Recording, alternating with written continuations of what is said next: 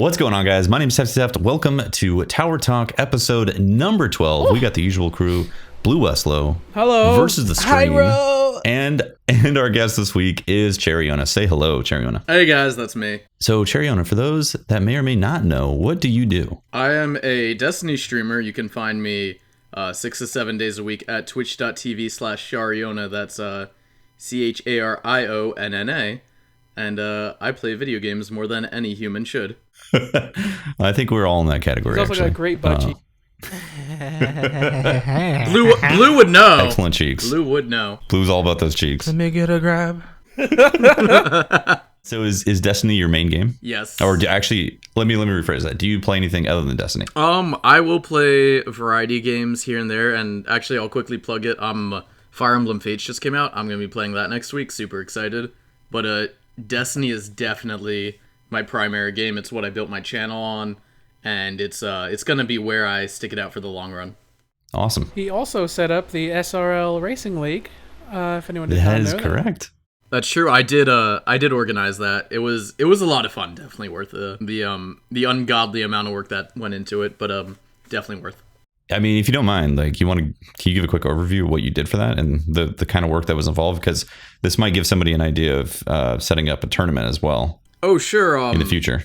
So SRL was it's short for Streamer Racing League. Same exact acronym, super original.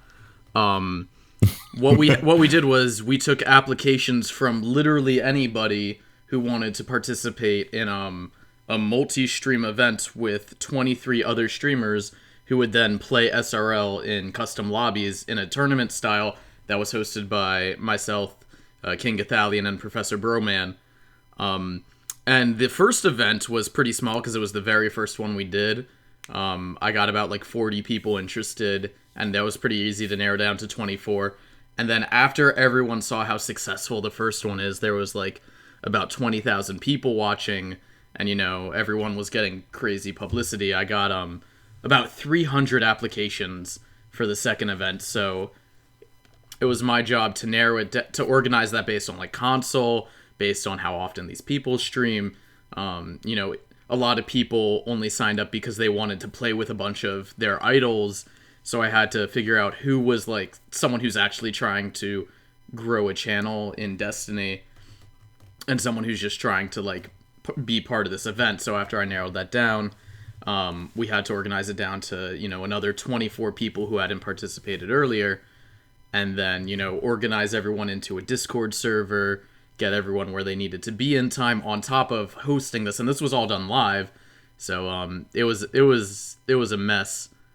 So if you're going to organize an event, be sure to get everyone's time slots early, make sure everyone knows where they need to be, when they need to be. And if you're doing a tournament, tell people if you're not there 10 minutes after, you're disqualified. You gotta keep moving. Yeah, it's really interesting. I mean, any kind of event that is community driven for Destiny seems to get huge numbers and is very exciting. The community eats it up. So not to harp on the fact that we don't have custom games still at this time, it's such a relevant topic that keeps on coming up because the community creates all these amazing things. Yeah, I feel like a lot of the people who play Destiny, they marketed this game as we're the guys who made Halo.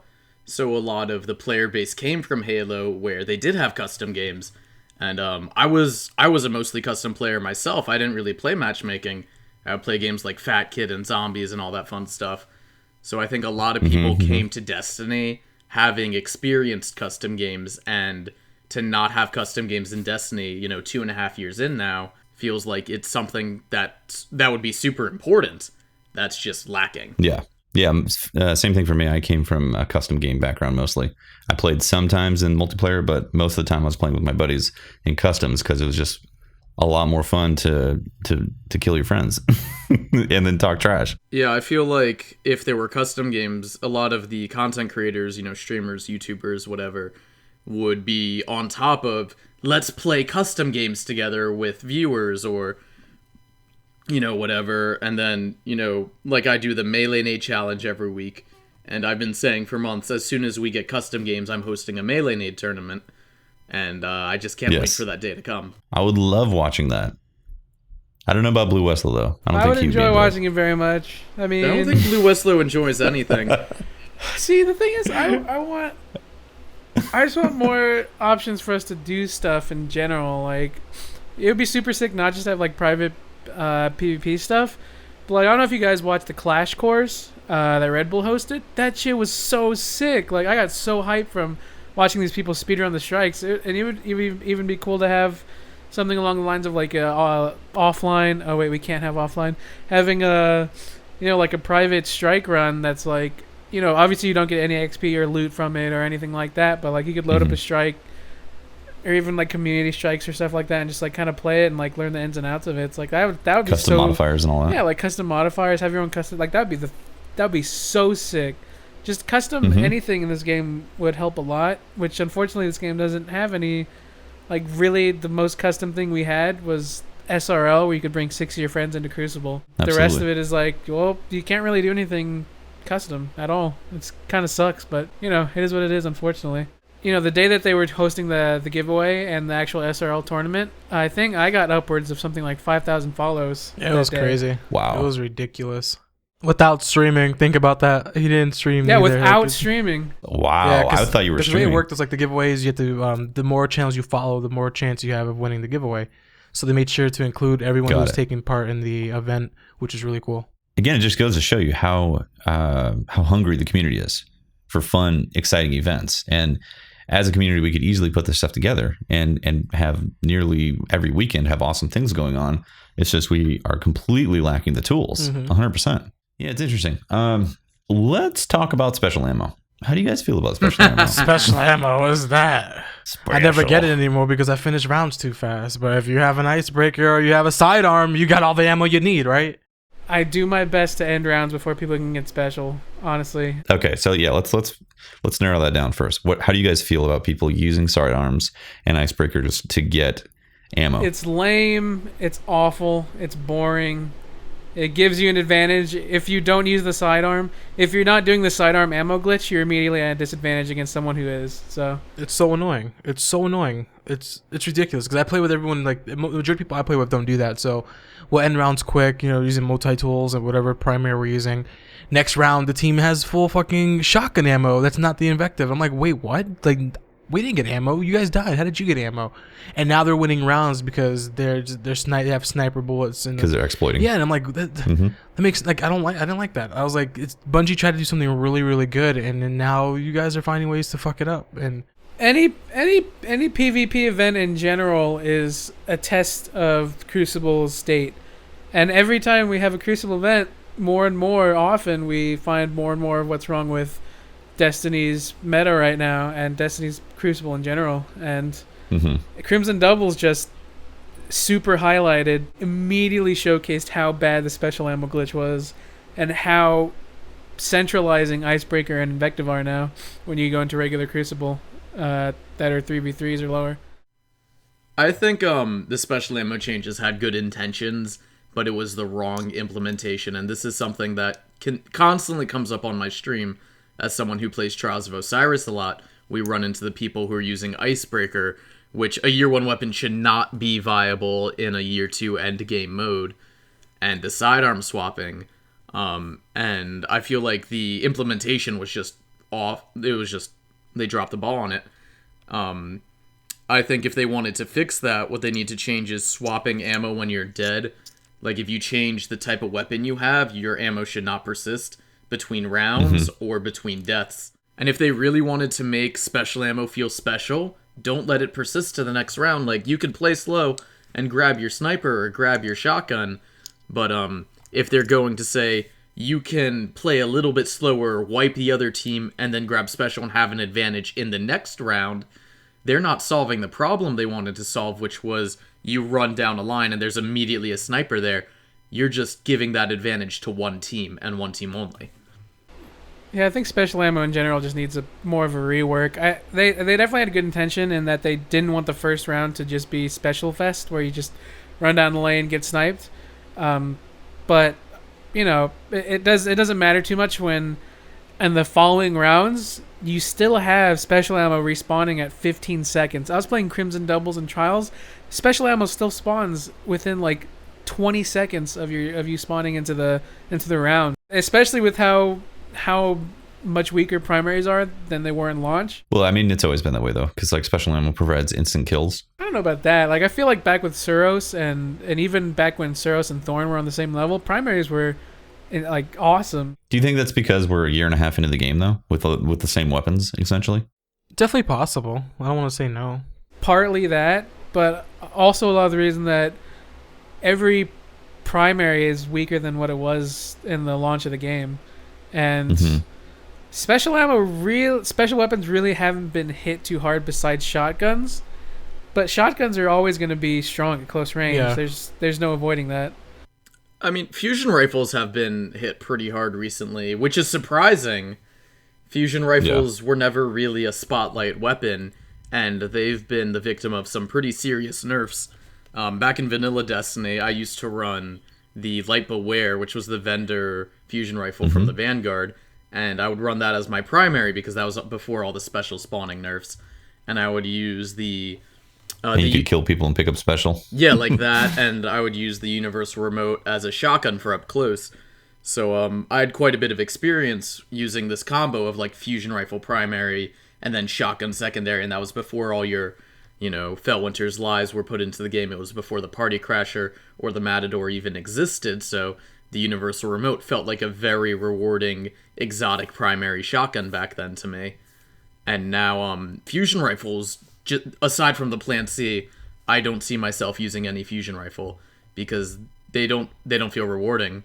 I'm not sure why fusion rifles were nerfed, but I don't think they needed them. Yeah. Also with the connections too, because they travel, they have time associated with the bullets or with the bolts.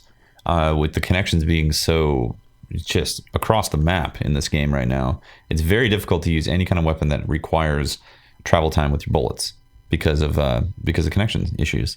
Because the reason fusions got nerfed is because at vanilla they were basically mid-range shotguns. They were that powerful. And I know it was such a short time period. A lot of people forget about it.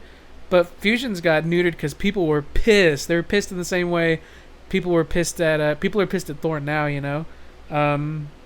Yeah, fusions were OP at the very start of the game, but it only took like 3 weeks, a month for fusions to get nerfed super hard, and they never came back from it. Wasn't it in the same patch that they kicked the Vexmith class down? Yeah, when the Mytho class was godly. God mode. Oh my god, I remember getting so excited over that. It's like, after I beat the hard raid, I got it on my first ever hard raid completion, when everyone first started finding out about it. And the first thing I said was, we're going to PvP. We're going to PvP. And it was ridiculous. No one knew what the gun was. You were dropping people like you were playing Call of Duty. You're telling me a full auto weapon with 53 in the mag that 4 shots to the chest is overpowered? What are you talking about? That's fine. No, that's fine. Welcome to Call of Duty. Oh, that thing was insane. It makes me wonder though if the community complained, and because obviously the community does this, where we get really vocal about a certain type of thing, and then Bungie reacts, brings it back down, and then it almost becomes useless because you hardly ever see fusions unless it's like unless somebody's trying something out, has a challenge, or is just clueless. Like there's no particular reason to use it aside from Plan C for specific situations. A lot of us get like a little too over vocal, like we let our emotions get the best of us a lot of the time, and that leads us into going into kind of overly harsh opinions of nerfs. And it's not until after those nerfs happen that we start realizing that we maybe like went a little overboard. At the same time, I think part of it has to do with Bungie going at nerfs.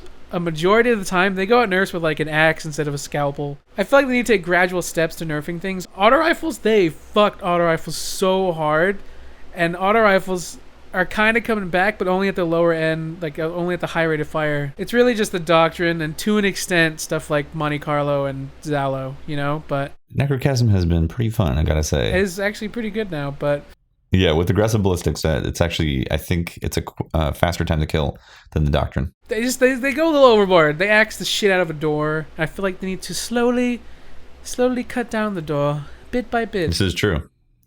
I think that's what we saw with matchmaking when they made skill-based matchmaking so prevalent, and everybody was like, what happened to the Crucible? It's like they just flipped a switch that was it was night and day. Well, that's exactly what they did. They flipped skill-based matchmaking on. They didn't tell anyone about it, and everyone's like, my games are really laggy, and it took the community about a week to realize everyone I'm playing against is now super tryhard, and everyone I'm playing against is super laggy. Is it matching me based on my skill? And then people started creating new accounts to see what happens if I go in on a clean slate, and that was when people realized, okay, Bungie is now matchmaking me against people with similar, stats, and they don't really factor in the connections. Like, a lot of people use, hardware to see where the other players are coming in from, and I may live in New York, NetDuma. but yeah, like NetDuma. I'll be playing in New York in a match where somebody's from England, somebody's from Australia, somebody's from Brazil, somebody is from South America, and it's just all these connections all over the map, and that doesn't create a fun, challenging experience. That creates a lag fest full of people trying their hardest to win. And I feel like that change wasn't communicated well. And it should have been its own separate thing. Like, what this game needs, if they're going to do skill-based matchmaking, is ranked playlists where, okay, maybe your connection might go down a bit, but you're playing where it counts. You're going to play against tryhards. And I think if they wanted to add some good endgame PvP to this game, they could add a ranked playlist where level advantages matter more of the time. But I see that being an issue with Iron Banner and Trials of Osiris already existing. Yeah, I mean, I'm pretty sure skill-based matchmaking has always been present. It's just in December they flipped it so hard that it was almost like connection didn't matter. And I think that was the first time that's ever happened, where it was like 90% skill, 10% connection. At least that's how it felt going into those matches. They're starting to dial it back because they're listening to the community, and obviously we don't want to have constantly close matches and feel like we can't relax in the Crucible, because that's not fun. So I feel like they're listening, but I also think that Iron Banner has been an example of things that they've been experimenting with that in the past as well, because we've always complained about Iron Banner being laggy, and I think the reason is because they favor skill over connection a little bit more in that. In the past they have. Yeah, well, unfortunately, Destiny's not like a fundamentally like skill-based game. We have supers, we have grenades that do like a ridiculous variety of things. We have a lot of one-shot kill Wait, are abilities. you talking about Sunsingers? We have burn things like I mean, Destiny can be super competitive for sure after you split away a lot of stuff like the competitive scene does. But like the core of Destiny is not like hyper competitive. It's actually very casual. Like they've even gone on record and said don't take Crucible seriously. It's not meant to be taken seriously. But it's confusing because then they do these skill-based matchmaking changes, and then it's like, well, I have to take it seriously. I can't go in there with my awful fusion rifle and have fun because I'm gonna get neutered before I can even use it. Yeah, it's an interesting problem. And speaking of Iron Banner's coming back tomorrow, because we're recording this on Monday night, and it's going to be Clash. How do you feel about that? I love Clash. Clash is my favorite of the three. Oh, go on. Is versus? It? Yeah, because since as a content creator, what I do is, I'm interacting with the people who enjoy my content as much as possible, and obviously I'm going to play Iron Banner with people who watch my stream, and we play together, and we laugh, and we have fun, and, we try not to take it too seriously, win or lose or whatever. I like Clash because it's the fastest of the three game modes, in my opinion. You don't have to worry about objectives, which gives me as an individual, I feel like I have more control over the outcome of the match. If I play really well, that'll counteract someone on the team not playing so well. And I feel like I can help, pull the team to victory. And since it's Clash, these games are going by really quickly. Everybody's leveling up really quick, getting closer to those rewards that we all want. And it's just more satisfying than every game lasting 13, 14 minutes, where in Clash they're now lasting upwards of 6 or 7 minutes. That's a really good point. What I like about Clash, especially with Iron Banner, you need to win to rank up. You can't just lose and get stuff. And with Clash, when we had Control, you have to depend on your teammates, even if you're playing with your friends, viewers, or just random people. You have to depend on people actually capturing to get that boost of points. With Clash, everyone gets the even amount of points. A kill is a kill, death is a death. And like you said, you can change the outcome. You can actually help if people are lacking. You don't have to depend on any sort of control point to even the odds. It's just all about winning your gunfights. A lot of people don't like Clash. Yeah, for camping reasons. community. They always it's always camping. People tell me camping. The last time it was around, I actually did not spend that much time in Iron Banner because of, I think the connections before when it was Clash, I had enough. So I remember I didn't participate. So I'm interested to try it out this week and see how I feel about it. I prefer objective a little more, and I'm not really the most aggressive player. I try to be like a little more methodical and slower with how I play. But obviously, people like Ab and Cherry who are very aggressive in their play style, especially Ab, who just fucking like runs in there and nuts all over the people, and they can't do anything about it. Mind multi. And it's like, what campers? There's no room for camping here, motherfuckers. And then it's just, well, every time I play with Ab, it's like he just goes like hardcore, and I adjust my playstyle to play with him.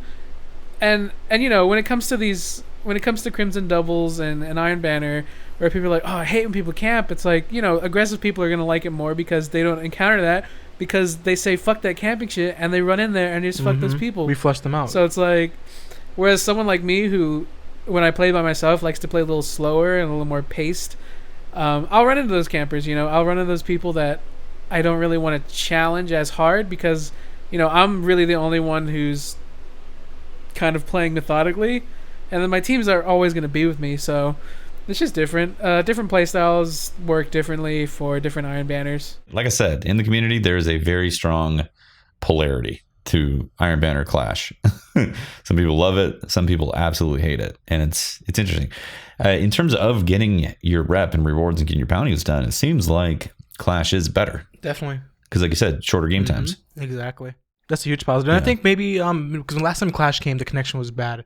Because it feels like it pulls skill from anywhere in the world, as opposed to being like, if we can't find people within 1,000-mile radius, then let's lower the skill or broaden the spectrum, like both lower and higher skill. It seems like they've not done that in the past, and so other Iron Banners in the past have just been god awful. Aside from the last one with Rift, that was actually not too bad. I actually really liked Rift. It felt like if you got a team together, you could work as a team. And, Rift is the most objective heavy of the three, so you could have one person, a designated Spark Runner, give him the Bones of Ao and a Might of Multi-Tool. Everyone protect this one guy, have him run to the Spark, and you could grind out wins fairly quickly with a coordinated team. I never had the opportunity to play Rift solo because if I'm playing, I'm usually streaming, and I don't want to, play alone and be like, no, I'm not going to play with you guys, fuck you guys. So I've never experienced the solo player perspective of Rift, but I've heard mixed messages from people. They're like, yeah, I played fine as a solo player, everything went great. And then I've had other people tell me they played solo and it was awful. We got wiped by a team. The final score was like 14k to 500. Yeah, it seems like it's across the board, from people like hating it and other people being like, oh, it wasn't too bad. I also noticed that there was times where I was in a 6-man, and because the skill levels fluctuated, there were times that we got matched up against a team of 6 randoms and they beat us because they just happened to have the synergy together and we didn't. So it wasn't always the case. I mean, it was like majority of the time, if you were in a team, you were going to do better, but it wasn't a rule, like 100%. Can I give you the perspective of the opposite? Last Iron Banner, I was playing with my usual raid team. And then as soon as we all disbanded, because, we played for like 2-3 hours, people were like, all right, I'm going to go. Everyone goes on and does their own thing with their own chats. I was like, I'm going to play a solo game just to see what it's like. And this was the one before it was Rift. I think it was Clash or Control. I played solo. I had 5 solo players on my team, and we ran into the Bomb Squad Kittens as a 6-man. So I can tell you it's not fun to be the solo player against a team of 6 very skilled players, and I was very proud of myself. I managed to pull a 1.5 by the time they mercied us. My teammates were not so lucky. I thank my trusty Party Crasher for my blink shotguns keeping my KD above 1 that game. But it's not fun to be on the 6 randoms team against the 6 players who are on comms. And for me, the problem is I don't really have very good stats at all. But because I'm usually always playing with someone who is at high skill level, it kind of like gravitates me toward the higher skill level, even though I'm not really a good player, just because of how often I go against a lot of high level players. And I can usually hold my own, and that's the problem. The problem is I can hold my own against high skill players, and that's why I always get matched up against them, despite me having shit stats. So it's also the win rate, because I'm always playing. I don't think they look at anything else. I don't think they look at KD or anything like that. I think it's just purely win ratio. And if it's the win rate, then that's even more reason that I get stacked up against those high level players, despite me being shit at Crucible. Because it's like I play with like so many fucking high level people, and it's like we're always winning. It's like, oh great, and then I go solo. It's like, who are these people? Shit. And yeah, when I play Rift, I feel like I always came into these like ridiculously stupid sweaty teams that just murdered us, because every time I played, it was a team of like 4, and then like we had like maybe like a fire team of 2 at most on my side of the team, so it sucked. At some point I just ended up stopping playing. Like I just got my scout rifle and got out of there. Got that scout and ran. Well, also tomorrow we're getting our ghost shells. I don't know if you guys remember. If I don't get that. a crimson, I'm gonna cry myself to sleep. I got Dude, so that's many insane, on man. both shells. I got so many crimson and I hate you. You better hide, because I will find you and I will do awful things to you. Did you get 320s? No, I did. I played with Blue Nose Chief. His name is Alt Chief, one of my subs. I played with him like in 3-4 matches. He got 320 crimson. Holy Everyone crap. got mad at him. I played with a good friend of mine, Vio, for a while, and it was just depressing. As we kept on playing, she kept getting ghost shells to drop, and she was laughing and she like felt bad about it, and I'm just slowly banging my head against my desk like, please game, please give me a ghost shell. And I feel like if it weren't for this guaranteed 320, I wouldn't have even bothered. I would have been like, fuck this, I'm out. But with the randomness, I was determined to get my crimson one, because now at least I have one. If the one I get in the package tomorrow turns out to be chocolate, I'll just infuse it into the other one. On Xbox, I wasn't so lucky. I played 9 consecutive hours of crimson doubles and didn't get anything, so it's a coin toss tomorrow on Xbox if I get the ghost I want, or if I'm just shit out of luck. That's how I am too, actually. Because I got 3 chocolate shells on PS4, and I'm pretty sure I didn't get any shells on the Xbox, and I'm gonna be really depressed if I don't get any crimson shells. Because I witnessed, I think, 2 or 3 crimson shells drop for my subs. I've seen so many drop. I played with 3 different people, and all of them got crimson shells, and I was just like, why? Yeah, what the hell? But I want both. I want Bungie to give both shells. In terms of, I'd be much happier about that. In terms of stats, actually, if you take a look at the Dread Explorer shell, which is the one that Arak Jalal, I believe that's his name, from the Dead Orbit guy, the one he gives you from that quest, the solid black one that people like to call the Dead Orbit Ghost Shell, actually seems to have higher base stats than any other Ghost Shell I've seen in the game. I infused mine up to about 312, and it is superior to every Kingslayer shell I've ever received. Every Iron Ghost shell, it just has better int and discipline. So that is really interesting. That is something I would check out to anyone who's listening. If you're still holding on to that Ghost shell, consider upgrading that one, because that might be the difference between a 299 and 300 for you. That Ghost shell just, in my experience, seems better. For those that want to min-max their stats. Maybe I just got really lucky. I have no idea. Everyone but me got lucky. It's prom night all over again. Everyone got lucky Holy except shit, me. I'm so alone. I'm crying inside. If I get a poopy shell, Yeah, well, you're a poopy shell. They really half-assed it with the chocolate shell. Like, the crimson shell is beautiful. It's got all those particle effects. And then the chocolate one is just a solid brown skin. They could have made it, like, dripping chocolate. Like, how cool would that be if your shell was melting or into put some your peanuts in hand? there. Or something like that. It just... They could put some chewed nuts into it. Oh my god. Like, I think we all saw that there was a fan art picture of someone who, it was a guardian who pulled out their ghost. They had the chocolate shell on Mercury at the lighthouse, and the shell was melting. If they made it look like that, I think that both ghost shells would be equally desirable, and not I either get the really cool pink one or I get one that's actually poop. Some nuts and a little bit of corn in there. Yeah. I mean, I don't know what you're eating, Tufty.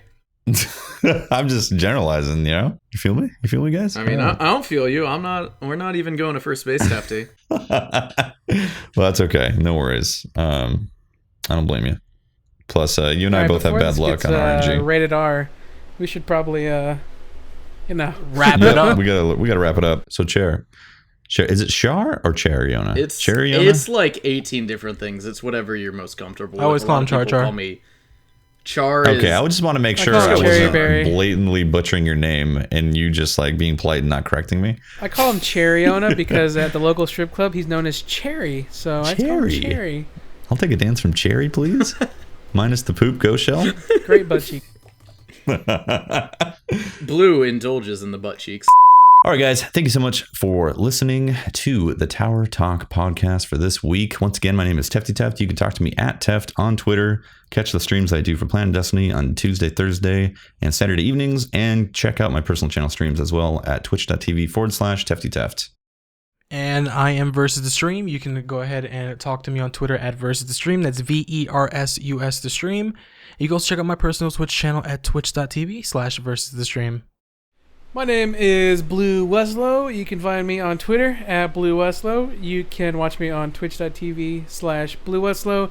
And then eventually, probably never, you could catch me on youtube.com/Blue Weslow. Take it away, Cherry. All right, and lastly, you can find me on twitch.tv/Chariona, Chariona, Char, Charlie, whatever the fuck you want. That is CHARIONNA. Don't forget to add /subscribe. No, I'm just kidding. You can also find me on Twitter. It's the same spelling, just add TV at the end, Chariona TV. And I do have a YouTube channel that I upload to on occasion, which is also Chariona TV. Subscribe, like, comment, whatever. Hug your grandma. Give For another Destiny video. for that one a month video. Enjoy, and thank you guys all for having me. I appreciate Thanks for being here, buddy. opportunity. Awesome. Yeah, thanks for hanging out, man. I appreciate it. Bye, everybody. Deuces. Bye, guys. Bye-bye now.